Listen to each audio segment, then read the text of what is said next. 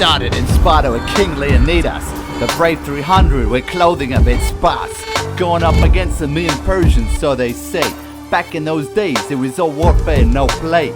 Totally outnumbered, yet still up for a challenge. The fighting style was badass, known as a phalanx. The immortal soldiers were the ultimate elite. The Spartans, however, accomplished an amazing feat.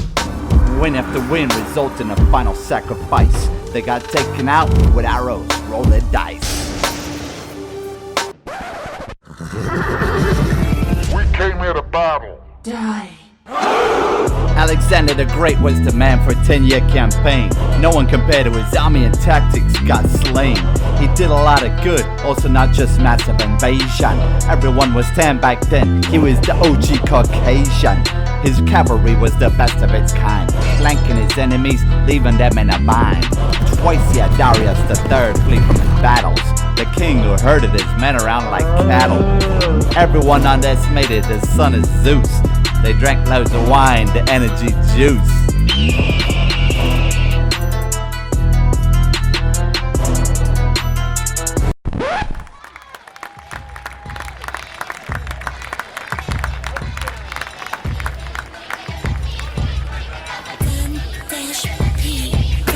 The Romans dominated their own world at a time. They had the best parties, orgies that women were fine.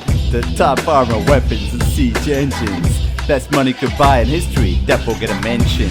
Do the math, they influence all armies to this day. Dictators, good guys don't matter, come what may. The gladiators and Billum, even the helmets had a name. Gallia, don't you just love Latin, it's all the same. Easy to learn if you apply yourself a little bit. Ave Caesar, now that song could be a hit.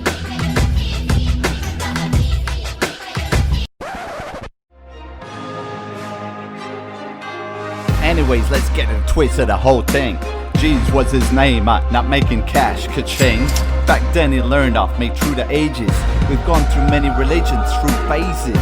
He was a ghost then, he was a man, then he was a ghost again.